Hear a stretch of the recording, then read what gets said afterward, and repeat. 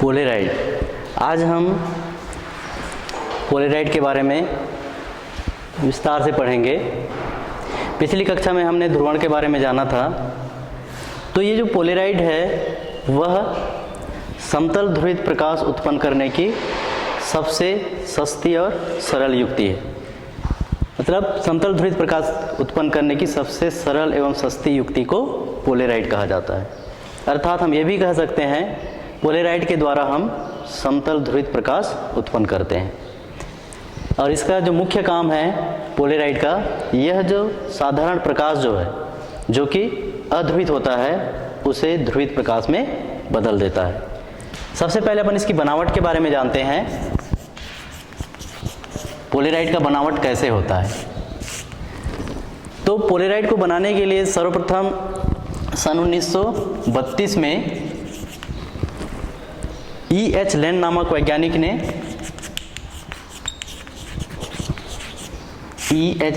वैज्ञानिक ने एक विशेष विधि विकसित किया था और उसके आधार पर उन्होंने पोलेराइड का निर्माण किया था, जिसमें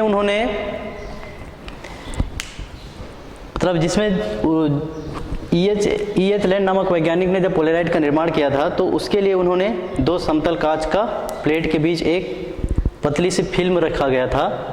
और वो जो फिल्म जो होता है वह फिल्म उसको बनाने के लिए नाइट्रोसेल्यूलोज का एक पतली शीट पर हर्पेथाइट या आइडोक्विनाइन सल्फेट इसके क्रिस्टल इस प्रकार से रखे गए थे या उसमें इस प्रकार से फैलाकर रखे गए थे कि उन क्रिस्टलों की जो अक्ष है वह एक दूसरे के समांतर रहे।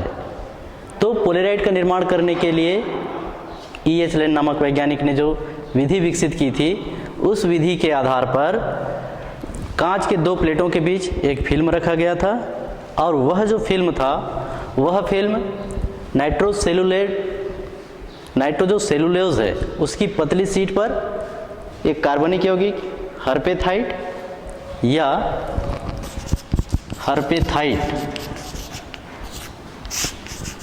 या इसके स्थान पर आइडोक्विनाइन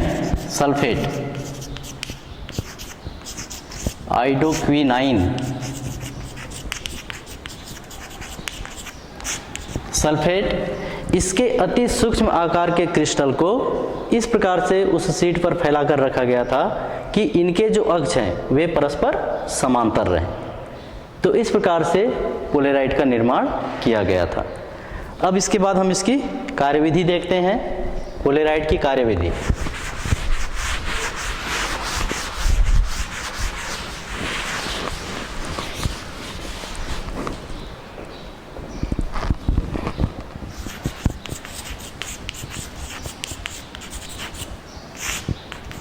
पोलेराइड कैसे काम करता है।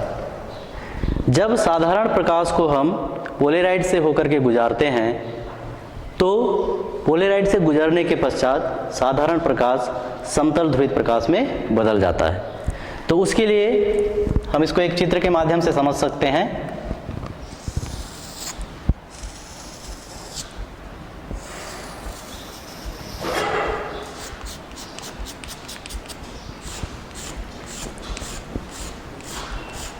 जैसे मान लो ये पोलेराइड है, इसमें से होकर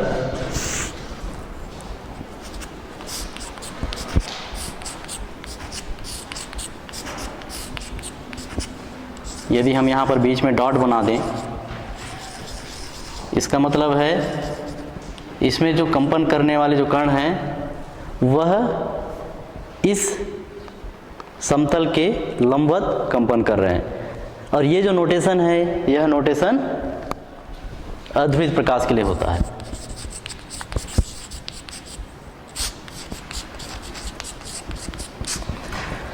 तो इस अध्रुवित प्रकाश को जब हम पोलेराइड से होकर के गुजारते हैं तो इस दिशा में दूसरी ओर हमको यहाँ पर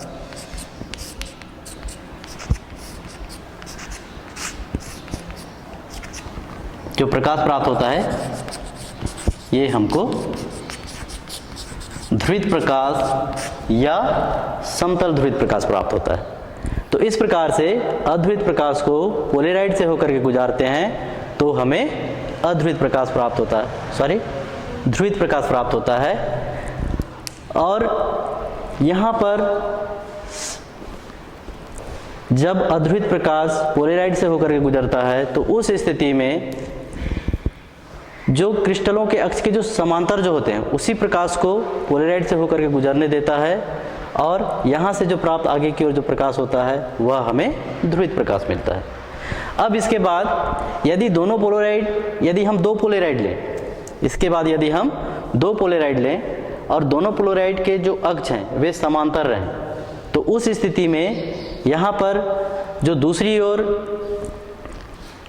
जब दोनों पोलेराइड से पहले पोलेराइड से जब हम अध्रुवित प्रकाश को निर्गत करते हैं तो दूसरे पोलेराइड से ध्रुवित प्रकाश प्राप्त होता है, और वही ध्रुवित प्रकाश जब दूसरे पोलेराइड से होकर के गुजरता है तो उस स्थिति में वह ध्रुवित प्रकाश उस दूसरे पोलेराइड से भी होकर के बाहर निकल जाता है। तो उस स्थिति में हम कह सकते हैं, यहाँ पर देखिए डायग्राम में,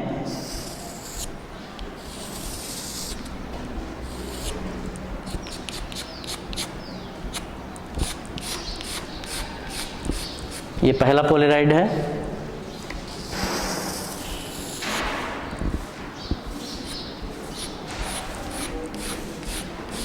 और ये दूसरा पोलेराइड है।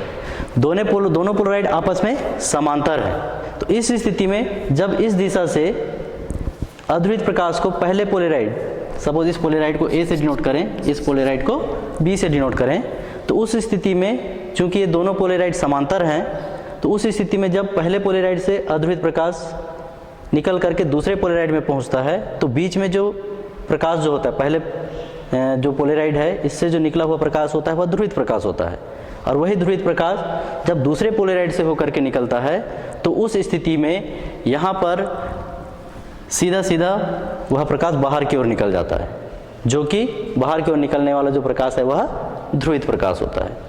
अब इसके बाद यदि ये दोनों पोलेराइड परस्पर लंबवत हो जाएं, अभी ये दोनों पोलेराइड समांतर हैं, अब क्या हो जाए, दोनों पोलेराइड परस्पर लंबवत हो जाएं।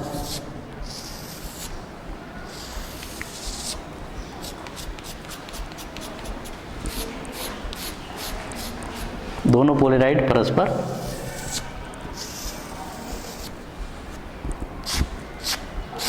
इसको इस प्रकार से बना देते हैं। ये पहला पोलेराइड है ए और दूसरा पोलेराइड है बी। तो इस स्थिति में जब पहले पोलेराइड पर अध्रुवित प्रकाश प्राप्त होता है तो इससे निकलने वाला प्रकाश ध्रुवित होता है, और वही ध्रुवित प्रकाश जब दूसरे पोलेराइड से होकर के गुजरता है तो वह इससे बाहर की ओर नहीं निकल पाता, क्योंकि इस स्थिति में दोनों पोलेराइड कैसे हैं, परस्पर लंबवत हैं। तो इस स्थिति में अपन देखते हैं जब दोनों पोलेराइड परस्पर लंबवत होते हैं तो उस स्थिति में अध्रुवित प्रकाश पहले पोलेराइड से होकर के गुजरता है और ध्रुवित प्रकाश में बदल जाता है, और वही ध्रुवित प्रकाश दूसरे पोलेराइड से जब होकर के गुजरता है, चूंकि ये पहले पोलेराइड के लंबवत है इसलिए वह ध्रुवित प्रकाश इस पोलेराइड से बाहर की ओर नहीं निकल पाता। इस स्थिति को हम बोलते हैं ये दोनों पोलेराइड क्रासित हैं। यह स्थिति कहलाती है क्रासित।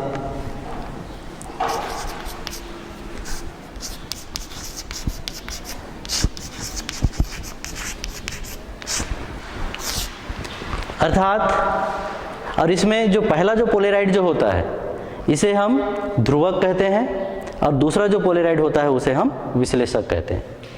तो जब दोनों पोलेराइड परस्पर समांतर होते हैं तो उस स्थिति में पहले पोलेराइड पर आपतित अध्रुवित प्रकाश ध्रुवित प्रकाश में बदलकर दूसरे पोलेराइड से होकर के सीधा बाहर निकल जाता है, और दूसरी स्थिति में जब दोनों पोलेराइड परस्पर लंबवत होते हैं, अर्थात ध्रुवक और विश्लेषक दोनों परस्पर लंबवत होते हैं, तो उस स्थिति में जो अध्रुवित प्रकाश ध्रुवक में से आपतित हो रहा है वह ध्रुवित होकर के दूसरा जो पोलेराइड है विश्लेषक इसमें से बाहर की ओर नहीं निकल पाता। तो इस स्थिति को क्रासित स्थिति कहा जाता है। तो इस प्रकार से ये इसकी क्रियाविधि होती है। अब हम इसके बाद देखेंगे पोलेराइड के क्या क्या उपयोग हैं।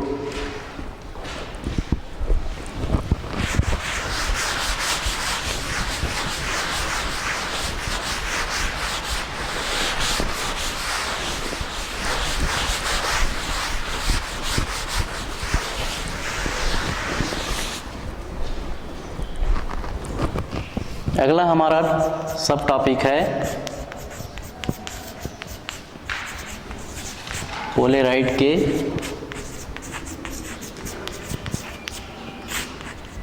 उपयोग। इसका सबसे महत्वपूर्ण उपयोग है, पहला उपयोग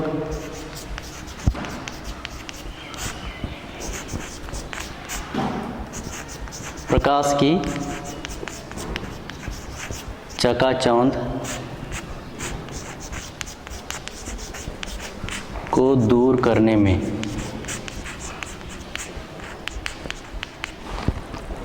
पोलेराइड की सहायता से हम प्रकाश की चकाचौंध को दूर कर सकते हैं।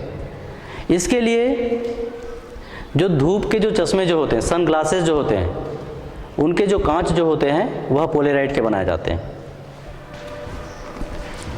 तो जब पोलेराइड वाला जो सन ग्लासेस है उसमें एक्चुअल में क्या होता है, जब वस्तुओं से कोई प्रकाश परावर्तित होती है तो वह आंशिक रूप से समतल ध्रुवित हो जाता है। किसी भी वस्तुओं से जो परावर्तित जो प्रकाश जो होता है वह आंशिक रूप से समतल ध्रुवित होता है। और जो पोलेराइड है, इस आंशिक रूप से जो समतल ध्रुवित प्रकाश है उसके क्षैतिज कंपनों को काट देता है, जिसके कारण वहाँ पर प्रकाश का जो चकाचौंध है वह खत्म हो जाता है। इसलिए जो सन ग्लासेस जो होते हैं, पोलेराइड के जो सन ग्लासेस होते हैं, उन सन ग्लासों में प्रकाश की चकाचौंध हमको नहीं दिखाई देता। और जनरली जो साधारण जो सन ग्लासेस होते हैं उसको पहनते हैं तो यदि डायरेक्ट उस ग्लास पर सूर्य का प्रकाश पड़े तो हमको चकाचौंध प्राप्त होता है। लेकिन यदि हम पोलेराइड युक्त जो सनग्लासेस हैं उसको पहनते हैं तो उसमें प्रकाश का चकाचौंध नहीं होता। तो इस प्रकार से पोलेराइड का पहला उपयोग है, पोलेराइड प्रकाश की चकाचौंध को समाप्त करता है। इसके बाद है दूसरा उपयोग, रात्रि के समय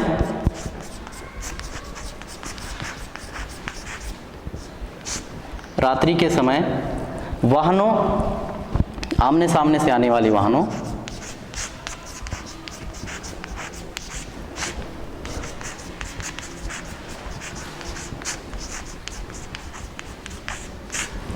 रात्रि के समय आमने सामने से आने वाली दो वाहनों को सुरक्षित पार करने के लिए, दो वाहनों को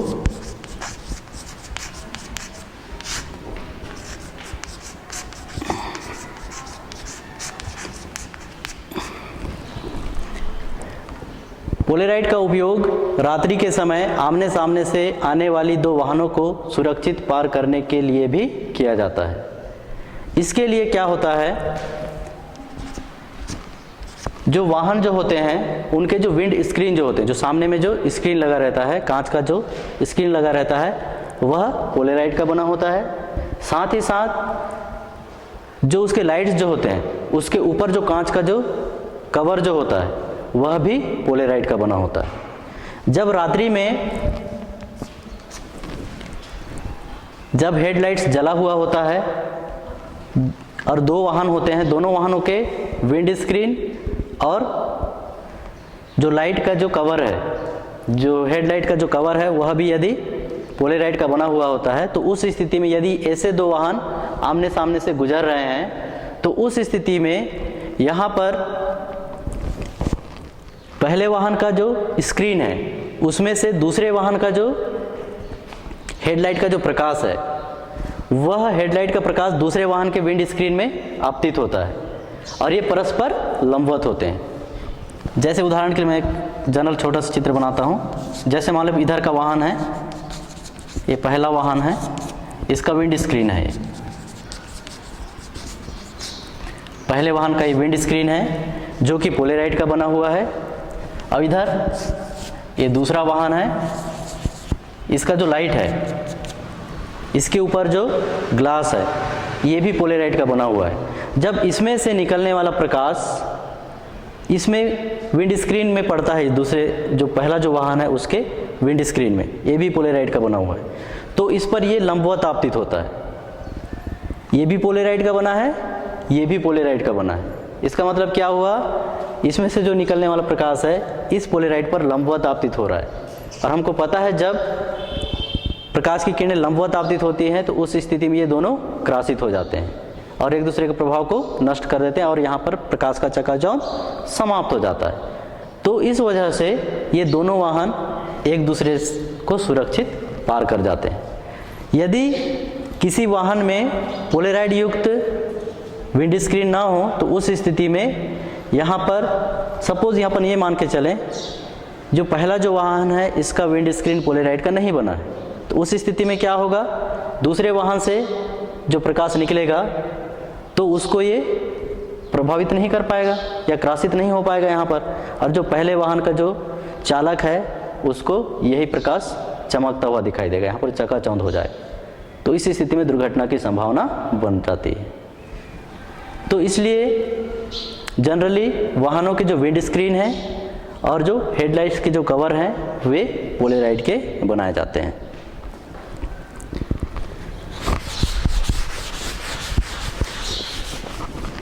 इसके बाद अगला उपयोग देखते हैं,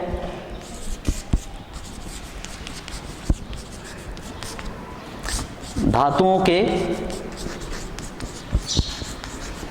प्रकाशीय गुणों का अध्ययन करने में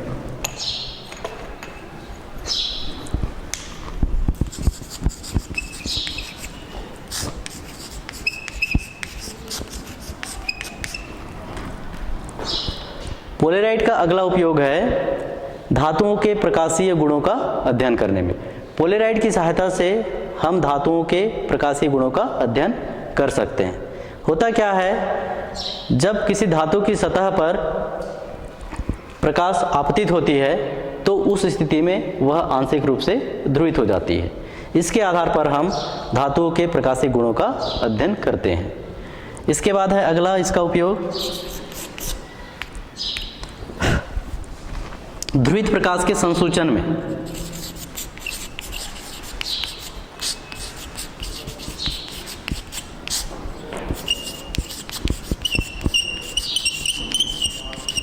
संसूचन या इसी को डिटेक्शन भी कहते हैं अंग्रेजी में।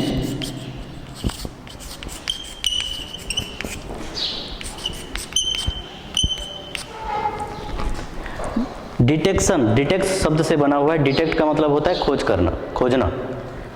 तो ध्रुवित प्रकाश, कोई प्रकाश ध्रुवित प्रकाश है कि नहीं, क्या वह अध्रुवित प्रकाश है या समतल ध्रुवित प्रकाश है, इसको जानने के लिए हम पोलेराइड का उपयोग करते हैं। तो ध्रुवित प्रकाश के संसूचन, संसूचन का मतलब क्या है, कोई प्रकाश वास्तव में ध्रुवित प्रकाश है कि अध्रुवित प्रकाश है, इसको जानने के लिए हम किसका उपयोग करते हैं, पोलेराइड का उपयोग करते हैं। और इसके और भी उपयोग हैं, जैसे पोलेराइड कैमरा हो गया,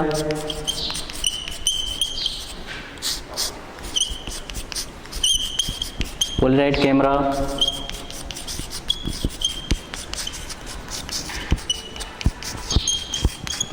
और फोटोग्राफी में भी पोलेराइड का उपयोग किया जाता है।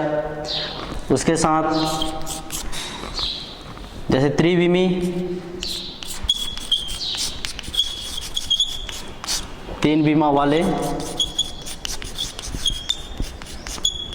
चित्रों को देखने में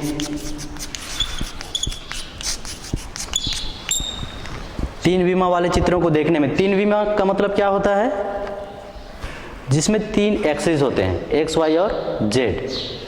उस प्रकार के जो डायग्राम्स जो होते हैं उन्हें त्रिविमी कहते हैं। हमारे पास एक विमा, द्विविमा और तीन विमा इस प्रकार से होता है। इसको अपन बता सकते हैं, एक विमा का मतलब एक सरल रेखा होता है, द्विविमा का मतलब जिसमें दो अक्ष एक्स एक्सिस और वाई एक्सिस होते हैं। जैसे कि एक ब्लैक बोर्ड है, इसमें केवल इसकी लंबाई है और इसकी केवल चौड़ाई है, इसकी मोटाई नहीं है, मतलब इसमें केवल दो विमा है। और त्रिविमा का मतलब जिसमें लंबाई भी होता है, चौड़ाई भी होता है और उसकी मोटाई या ऊंचाई भी होता है। जैसे ये जैसे एक बॉक्स है, ये त्रिविमा का उदाहरण है।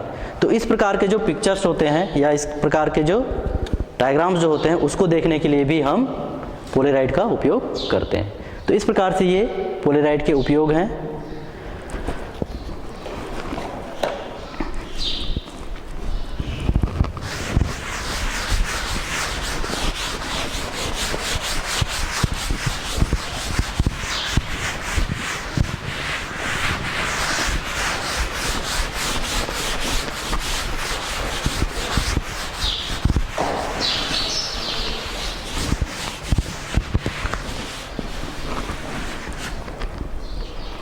इसके बाद अपन देखते हैं अध्रुवित प्रकाश और समतल ध्रुवित प्रकाश में क्या अंतर होता है।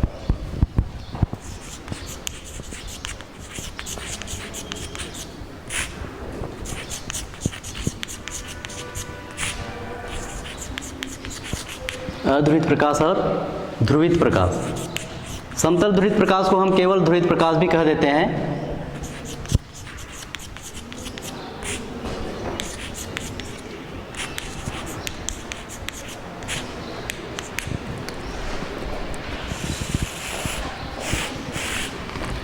अध्रुवित प्रकाश और समतल ध्रुवित प्रकाश में अंतर।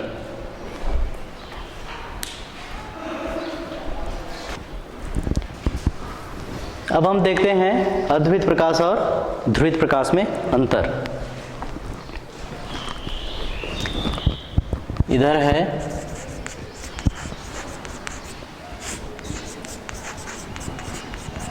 अध्रुवित प्रकाश,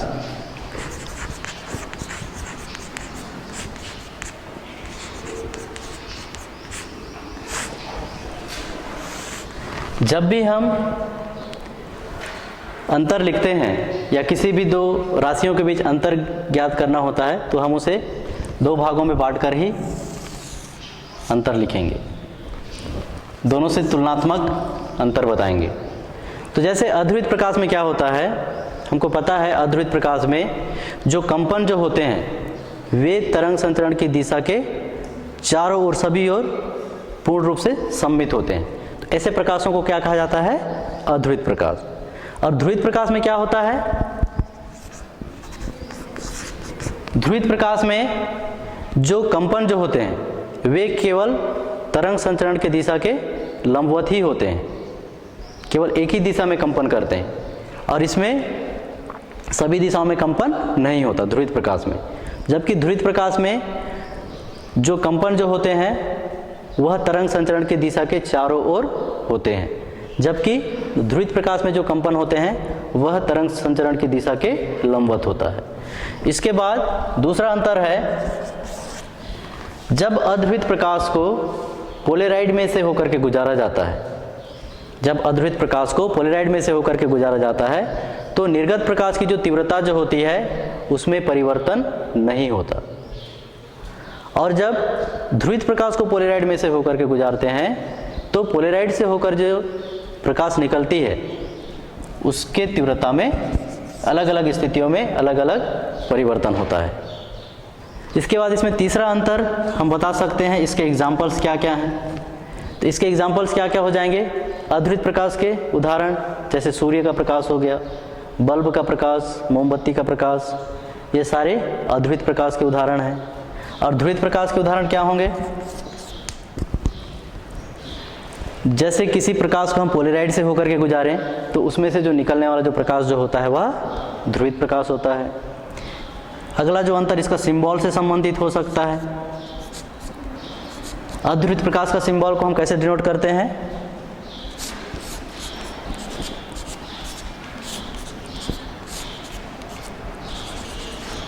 ये जो सिंबल है अध्रुवित प्रकाश का है, या ऐसा ना करके अपन ज़्यादातर इस प्रकार का सिंबल उपयोग करते हैं।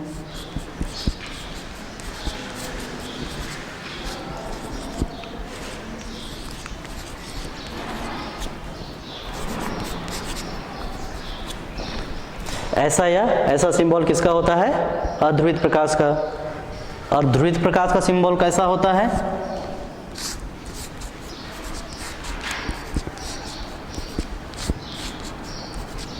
यदि इस प्रकार का सिंबल बना हुआ है मतलब एक ऐसा ध्रुवित प्रकाश है, इसमें जो कंपन जो कण कंपन कर रहे हैं वह तल के समांतर कंपन कर रहे हैं, तो उस ध्रुवित प्रकाश के लिए ये सिंबल होता है।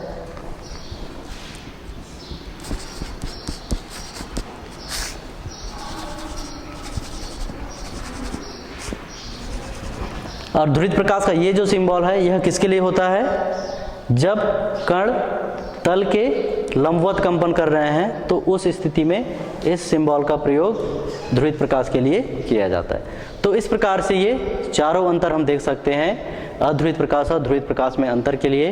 पहला जो अंतर है वह है ध्रुवित प्रकाश में कंपन तरंग संचरण की दिशा के चारों ओर सम्मित होते हैं और ध्रुवित प्रकाश में जो कंपन जो होते हैं वह तरंग संचरण की दिशा के लंबवत होता है। दूसरा अंतर, जब अध्रुवित प्रकाश को पोलराइड में से होकर के गुजारा जाता है तो निर्गत प्रकाश की तीव्रता में अध्रुवित प्रकाश में कोई परिवर्तन नहीं होता, और जब ध्रुवित प्रकाश को किसी पोलराइड से होकर के गुजारते हैं तो अलग अलग स्थितियों में इसकी तीव्रताओं में परिवर्तन होता है। तीसरा, इसके उदाहरण से संबंधित है, एग्जाम्पल इसका उदाहरण से संबंधित है। अध्रुवित प्रकाश जैसे सूर्य का प्रकाश, ट्यूबलाइट, मोमबत्ती वगैरह जो लाइट्स हैं उनके प्रकाश जो होते हैं वे अध्रुवित होते हैं। और इधर ध्रुवित प्रकाश का एग्जाम्पल के अंतर्गत यदि हम प्रकाश को, साधारण प्रकाश को पोलराइड से होकर के गुजारें तो पोलराइड से गुजरने के पश्चात जो प्रकाश प्राप्त होता है वह प्रकाश ध्रुवित प्रकाश होता है। तो इस प्रकार से ये अध्रुवित प्रकाश और ध्रुवित प्रकाश में अंतर है। इसके बाद हम ध्रुवण से संबंधित कुछ आंकिक प्रश्न देखते हैं।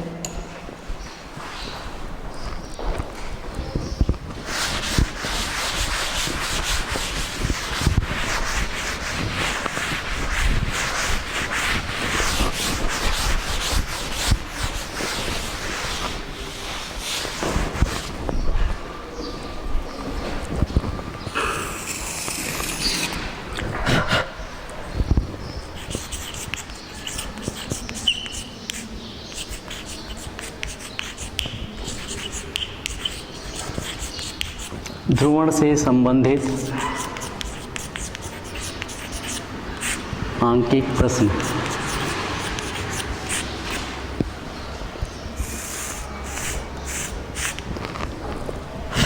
इसमें से पहला प्रश्न है,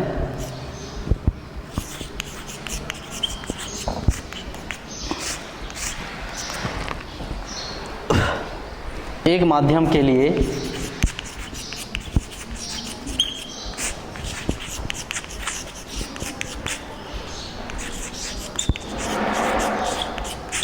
ध्रुवण कोण का मान, एक माध्यम के लिए ध्रुवण कोण 60 अंश है।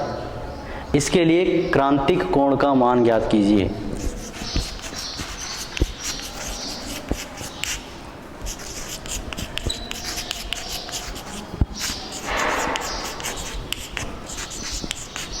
क्रांतिक कोण का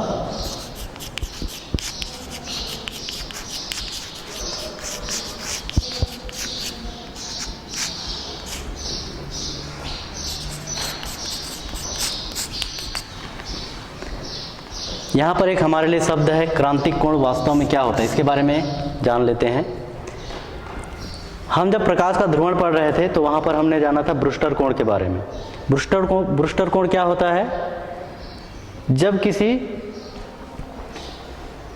माध्यम पर कोई प्रकाश किरण आपतित होती है तो एक आपतन कोण का एक ऐसा मान होता है जिसके लिए जो प्रकाश है वह पूर्णतः समतल ध्रुवित प्रकाश में बदल जाता है। तो उस आपतन कोण को ही हम ध्रुवण कोण कहते हैं। अब है यहाँ पर एक क्रांतिक कोण क्या होता है। तो क्रांतिक कोण के लिए कंडीशन है, जब कोई प्रकाश किरण सघन माध्यम से विरल माध्यम में प्रवेश करती है, जब कोई प्रकाश किरण सघन माध्यम से विरल माध्यम में प्रवेश करती है तो उस स्थिति में आपतन कोण के लिए जो अपवर्तन कोण का जो मान है, क्योंकि हमको पता है जब कोई प्रकाश किरण सघन से विरल माध्यम में प्रवेश कर रही है मतलब वहाँ पर प्रकाश का अपवर्तन होता है। मतलब जब माध्यम बदलता है, कोई प्रकाश किरण अपना माध्यम बदलता है, एक माध्यम से दूसरे माध्यम में प्रवेश करता है तो निश्चित रूप से वहाँ पर प्रकाश का अपवर्तन होता है। तो जब कोई प्रकाश किरण सघन माध्यम से विरल माध्यम में प्रवेश करती है तो उस स्थिति में आपतन कोण के एक ऐसे मान के लिए जिसके लिए जो अपवर्तन कोण जो होता है वह 90 अंश का हो जाता है। आपतन कोण के एक विशेष मान के लिए अपवर्तन कोण का मान कितना हो जाता है? 90 अंश हो जाता है। तो उस स्थिति में वह जो आपतन कोण है उस आपतन कोण को हम क्रांतिक कोण कहते हैं। जब प्रकाश का अपवर्तन होता है सघन से विरल माध्यम में तो उस स्थिति में आपतन कोण के लिए जो अपवर्तन कोण है उसका मान 90 अंश का हो जाता है। तो उस आपतन कोण को हम क्रांतिक कोण कहते हैं। ध्रुवण कोण किसे कहते हैं? एक निश्चित आपतन कोण के लिए प्रकाश जब परावर्तित होता है तो उस स्थिति में परावर्तित प्रकाश पूर्णतः समतल ध्रुवित प्रकाश में बदल जाता है। तो उस आपतन कोण को हम ध्रुवण कोण कहते हैं। जिसे हम IP से डिनोट करते हैं, और क्रांतिक कोण को C से डिनोट किया जाता है, कैपिटल C से।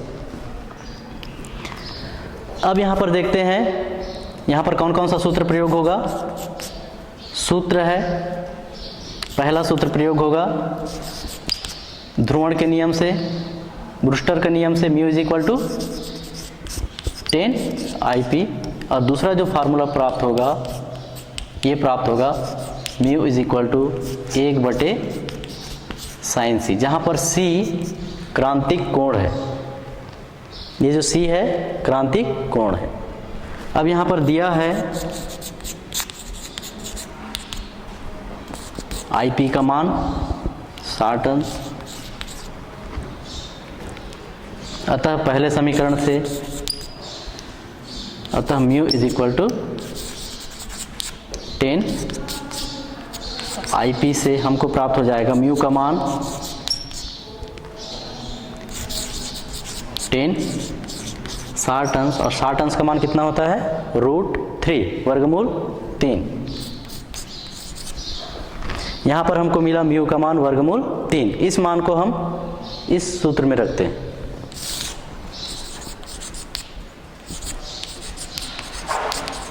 इस मान को सूत्र mu is equal to 1/sin c में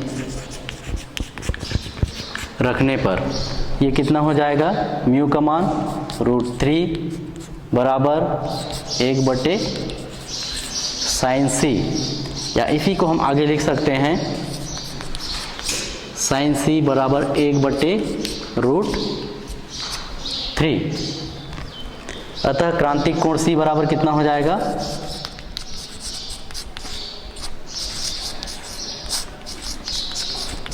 अतः क्रांतिक कोण C बराबर, जब इस ऐसा कंडीशन होता है तो इस स्थिति में हम इसे जो त्रिकोणमिति के जो प्रतिलोम जो होते हैं उसके आधार पर लिख सकते हैं। तो जब साइन दूसरे पक्ष में चला जाएगा तो साइन का प्रतिलोम हो जाता है, साइन का इनवर्स जिसको कहते हैं।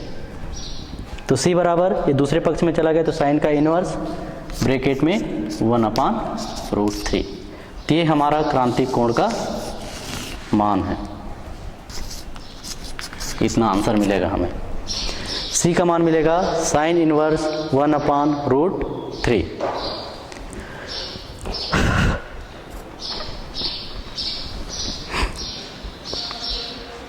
इसके बाद हम अगला उदाहरण देखते हैं, अगला प्रश्न देखते हैं।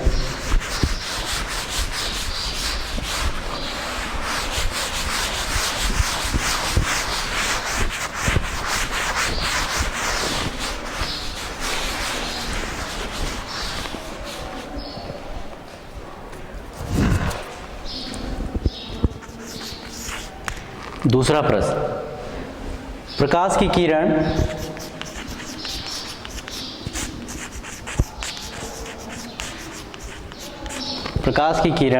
कांच की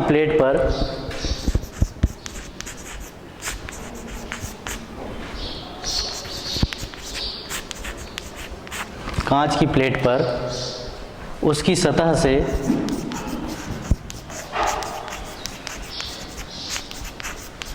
उसकी सतह से 30 अंश का कोण बनाती हुई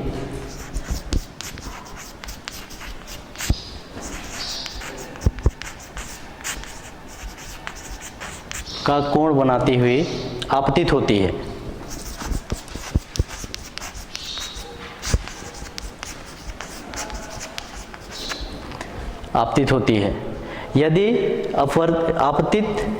यदि परावर्तित और अपवर्तित किरण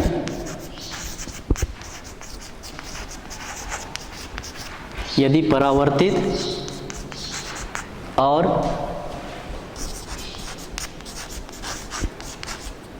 अपवर्तित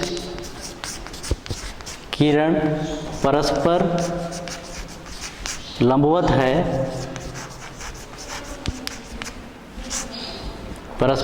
है तो माध्यम का अपवर्तनांक ज्ञात कीजिए।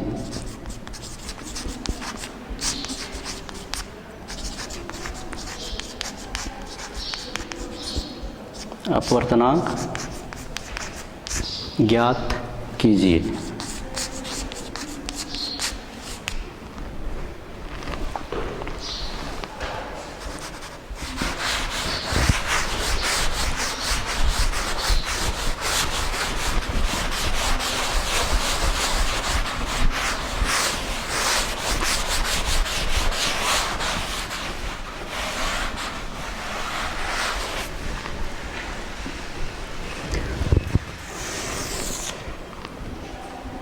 इसका हल देखिए,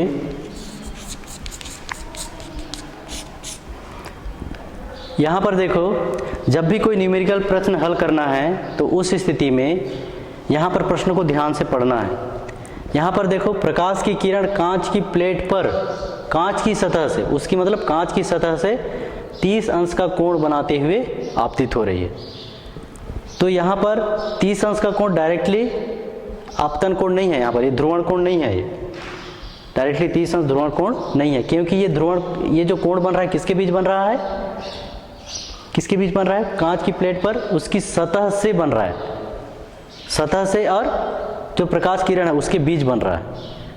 इस प्रकार से यदि अपन यहाँ पर देखें तो ये कांच की सतह है मान लो, और ये प्रकाश किरण आपतित प्रकाश, तो ये वाला कोण है ये 30 अंश। तो इसका मतलब जब यहाँ पर अभिलंब खींचेंगे तो ये वाला कोण कितने अंश का होगा, 60 अंश। तो यहाँ पर जो ध्रुवण कोण जो होगा वो कितने अंश का होगा, 60 अंश। तो इसलिए कोई भी प्रश्न है उसको तो पहले ध्यान से पढ़ना है। तो यहाँ और यहाँ पर ये कोण ध्रुवण कोण क्यों होगा, क्योंकि यहाँ पर परावर्तित और अपवर्तित किरण परस्पर लंबवत है, इसलिए ये जो कोण होगा 60 अंश, ये क्या होगा, ध्रुवण कोण होगा। तो यहाँ ध्रुवण कोण बराबर ध्रुवण कोण